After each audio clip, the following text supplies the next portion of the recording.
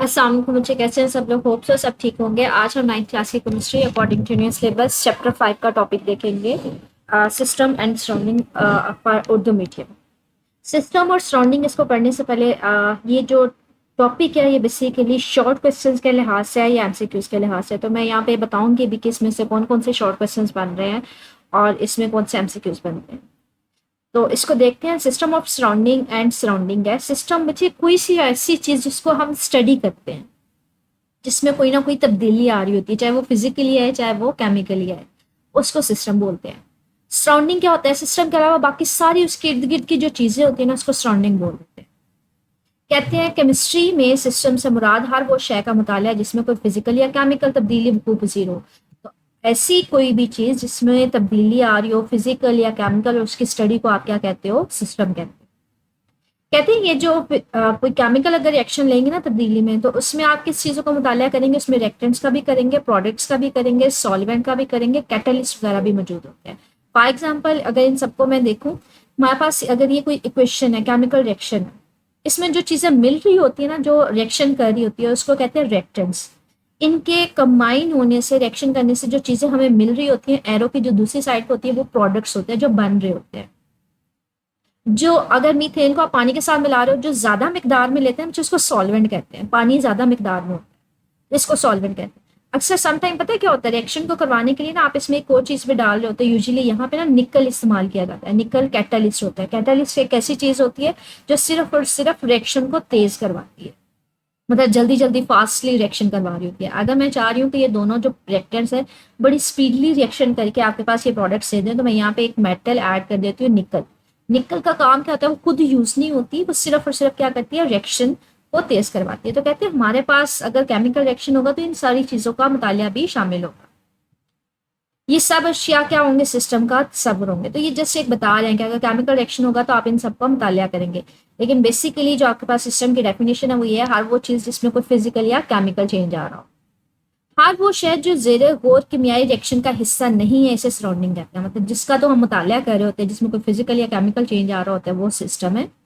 उसके अलावा वो कहते हैं हर वो चीज जिसको आप मुतालिया नहीं करते, जो आपके स्टडी के अंदर नहीं होता, वो हमारे पास क्या होता है? सराउंडिंग। कहते हैं इसकी मिसाल क्या ले लो, अगर आप एक बीकर में पानी लेकर उबाल रहे हैं तो उबलने वाला पानी क्या सिस्टम है।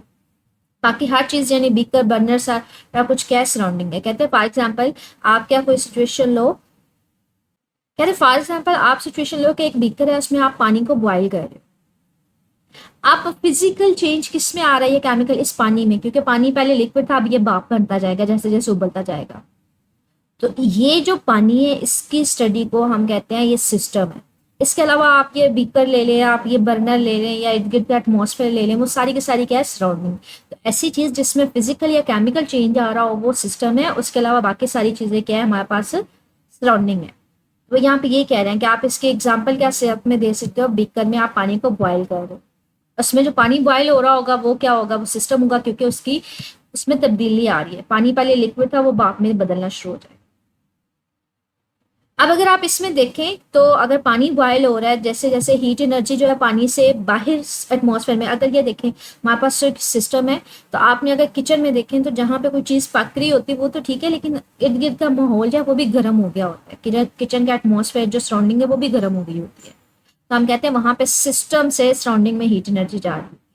तो कहते हैं ये जो हीट एनर्जी का ट्रांसफर है, इसकी बेस पे ना हम सिस्टम को दो तरह से हम चेंज को इंट्रोड्यूस करवाते हैं। एक होता है एक्सोथर्मिक और एक होता है एंडोथर्मिक। एक्सो का मतलब होता है एग्जिट होना, बाहर निकलना। अगर किसी सिस्टम से एनर्जी जो है वो बाहर सराउंडिंग की तरफ जा रही है तो वो हमारे पास क्या है? एक्सोथर्मिक है। जिसकी एग्जांपल मैंने आपको यही दी है कि अगर आप पानी को बॉयल कर रहे हो, तो अब पानी बॉयल हो रहा है लेकिन साथ साथ इसमें से हीट एनर्जी बाहर भी निकल रही है, बाहर की एरिया में जा रही है, तो ये भी गर्म होना शुरू हो जाता है, इसकी सराउंडिंग गर्म होना शुरू हो जाती है। तो हम कहते हैं ये एक्सोथर्मिक है, मतलब एग्जिट हो रही है। कहाँ से? सिस्टम से निकल रही है।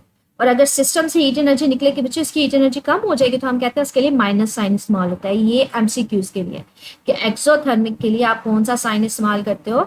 आप उसके लिए इस्तेमाल करते हो माइनस साइन। ठीक है।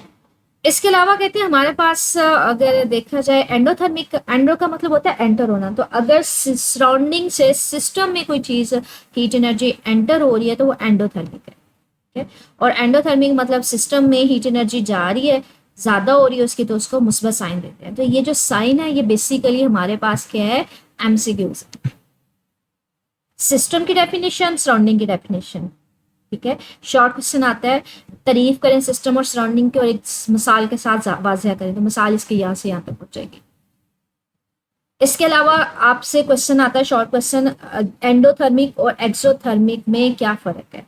अगर सिस्टम से सराउंडिंग में हीट एनर्जी जा रही है तो उसको एक्सोथर्मिक कहते हैं, और अगर सराउंडिंग से सिस्टम के अंदर एंटर हो रही है तो उसको एंडोथर्मिक कहते हैं। एक्सोथर्मिक के लिए माइनस साइन, क्योंकि हीट एनर्जी कम हो जाती है सिस्टम की तो उसके लिए माइनस होता है, और अगर सिस्टम की हीट एनर्जी बढ़ रही हो तो उसके लिए मुस्बत साइन होता है। इसके अगर मैं मोस्ट कॉमन एग्जाम्पल आपको दिखाऊं तो ये देखें, फॉर एग्जाम्पल ये मेरे पास एक बर्फ पड़ी हुई है। अब बर्फ क्या होगी, जब ये मेल्ट होगी, कैसे मेल्ट होगी कि जो सराउंडिंग से हीट एनर्जी इसके अंदर आना शुरू हो जाएगी, ये अब्जॉर्ब करना शुरू करेगा हीट एनर्जी, जो सराउंडिंग होगी ना वहां की उसकी हीट एनर्जी को अपने अंदर अब्जॉर्ब करना शुरू करेगा। अब सिस्टम अब्जॉर्ब कर रहा है, सिस्टम के अंदर हीट एनर्जी जा रही है, तो ये कौन सा होगा, ये एंडोथर्मिक होगा। और अगर कहीं पे चूल्हा बर्न हो रहा है, कोई पानी बॉयल हो रहा है, तो उसमें क्या होगा, वो उसका जो इस गिद का माहौल है वो भी गर्म हो जाएगा, क्योंकि वो सिस्टम से बाहर हीट एनर्जी निकल रही होगी, तो वो एक्सोथर्मिक होगा। कहते हैं इसने यहाँ पे ना इसको डायग्राम के जरिए भी शो किया हुआ। एंडोथर्मिक का मतलब क्या है, सिस्टम में आना। जैसे मैंने आपको बर्फ की एग्जांपल दी है कि बर्फ मेल्ट होना शुरू हो जाएगी क्योंकि वो अपनी सराउंडिंग की हीट एनर्जी को अपने अंदर अब्जॉर्ब करना शुरू हो जाएगी, इसके अंदर जाना शुरू हो जाएगी। एक्सोथर्मिक क्या होता है कि अगर सिस्टम से बाहर हीट एनर्जी निकलना शुरू हो जाए। इसके एग्जाम्पल मैंने आपसे दी थी कि जब आप चूल्हे में पानी बॉयल करते हो, पानी गर्म करते हो, लेकिन इसका माहौल भी गर्म हो जाता है क्योंकि पानी से हीट एनर्जी बाहर भी जा रही है। तो इसको डायग्राम के जरिए जाहिर कर सकते हो। कहते हैं पानी, बीकर में पानी का उबलना एक्सोथर्मिक है या एंडोथर्मिक है।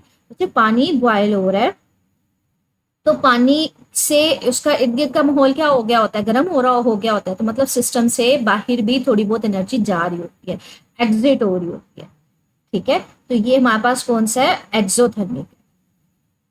इस तब्दीली के दौरान एनर्जी की कौन सी फॉर्म हिस्सा लेते हैं बच्चे, हीट एनर्जी बाहर जा रही होती है ना, बाहर का जो इर्द गिर्द का माहौल है वो गर्म हो रहा होता है, तो हम कहते हैं हीट एनर्जी इसमें हिस्सा लेती है। तो ये टॉपिक था सिर्फ और सिर्फ शॉर्ट क्वेश्चन और एमसीक्यूज के लिहाज से। शॉर्ट क्वेश्चन मैंने आपको बता दिए हैं कि इसमें सिस्टम और सराउंडिंग की डेफिनेशन, ये जो बस मैंने हाईलाइट किया है इसको करना है, इसकी मिसालें करेंगे साथ में। अगला शॉर्ट क्वेश्चन आ जाता है एक्सोथर्मिक चेंज और एंडोथर्मिक चेंज क्या है।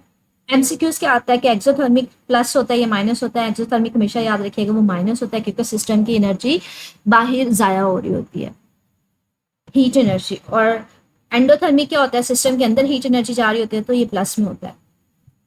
तो इसमें ये छोटे छोटे से शॉर्ट क्वेश्चन से एक्सरसाइज में आंसर डायरेक्ट को क्वेश्चन नहीं है इससे रिलेटेड।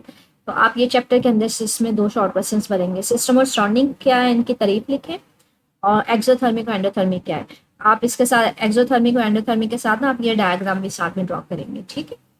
इसके अलावा स्टिल इसमें कुछ पूछना हो तो बच्चे मेरे से कमेंट सेक्शन में पूछ लीजिएगा। ओके।